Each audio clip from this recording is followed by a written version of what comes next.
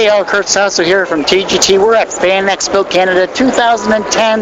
We're here with an amazing, beautiful fantasy artist in Lamin Martin. Lamin Martin. Yeah. Thank you very much. That's okay. And how are you doing today? I'm very good. It's been a great show so far.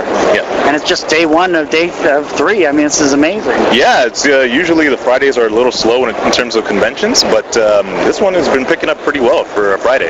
That's for sure. You know, I've passed by your booth at least 3 times here. Yeah. Your artwork has really drawn me to, no pun intended, but your artwork has really drawn me to you. Yeah. You know, tell us about your style and why you decided to do this type of fantasy artwork. Well, I like fantasy art, obviously, a lot. I really like some of my favorite artists are Alphonse Marie Mucha, and I can't remember the name of her, but I'm a classic fantasy art lover, so I try to incorporate that into the work that I'm doing, and so I try to combine like classic painting in terms of Renaissance, a little bit of that. I'm not too good at it, I'm getting there, but I try to combine that with fantasy illustration as well, right? Beautiful. I mean, you have some great work here. What are some of your favorite pieces of artwork that you've drawn that you thought, well, here's an idea that I have, and then it turned out just amazing? It would actually be that one, right?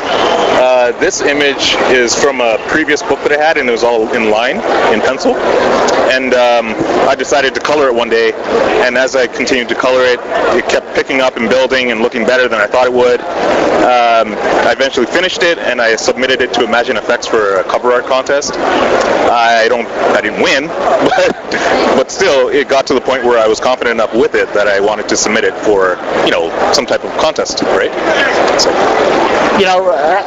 In terms of your art style and your artwork, were you traditionally trained, or did you just pick it up from your inspirations? Yeah, it was mostly from my inspirations. So some of the artists that I mentioned before were definitely an influence. And after I emulated them, I decided to branch off and see what I can do myself. And it's been picking up slowly ever since, developing into a style that I think I'm going to try and continue to see if I can build an audience based around that particular style that I'm trying to establish, right? Yeah. So how's the fan reaction been for, because we just had a whole bunch of people just come through here, look at your work, what's their reaction to seeing this type of stuff? Well, it's interesting, like the first book that I did, I didn't think anybody would care about it, but a friend told me, your stuff is good, just put it in a book, it'll sell, and he was right. Of course, at the time, I thought he was crazy, but, he was right. So it worked out, and actually what happened was the book after that had a dragon in it. The dragon sort of got a lot of attention. I did a book based on that one dragon. I made an entire book out of that, and then it kept building and building where now I'm sort of the dragon guy, right? So it's a blessing and a curse. But you have other beautiful artwork. You're not just the dragon guy. I see your other talents as well. I see that you do beautiful demons, you do beautiful dragons. So obviously you're multi-talented and you're multifaceted in that aspect.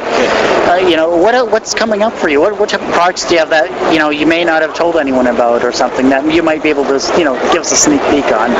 Well, it's nothing that I can fully disclose at the moment, but it's more of the publishing. I'm looking for publishers because I want to get these books.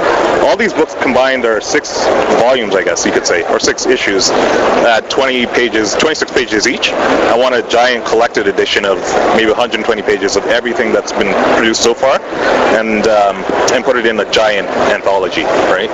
And then sell it that way. That's the next step, right? Any particular publisher in mind, or would you be thinking about self-publishing even? Self-publishing is what I've been doing for now. I want to get into the actual publishing, like real publishing, right? So I've approached a few publishers. They definitely expressed interest, but of course right now it's at the we love you stage where everybody's happy, and once it gets to the hard numbers portion of it, that's when you really see if they like you or not, right? Good stuff. Yeah. And Fan Expo is a huge convention. I mean, this is just Friday. We're winding down to even day one. Yeah. And the traffic's amazing, the energy's great, but when this closes up, when you're finally done the weekend, you pack up your beautiful artwork and you head home. Yeah. What are you personally going to take away from this experience for us? Well, it's always the amount of people that you meet, the amount of connections that you make. So after a show, I always gather all my cards, lay them all out, send out thank you notes and say pleasure to meet you, and hopefully make contacts where we can meet up after the show's finished and see what can happen as a result of the whole experience of the show, right? So that's the next step. And do you have a website that we can go to view your work? Yeah, it's www.laminmartin.com. Right? Do I need to spell it? Yeah, might as well. It's spelled www.laminmartin.com. I don't think you need to spell that, but I appreciate it anyway. Thanks again for doing this interview. I hope you have a great rest of your convention. Yeah. We're going to get some pictures of your work as well, and have a wonderful time here at Fan Expo. Thanks a lot, man. Thanks for the interview as well. Thank you. Thanks.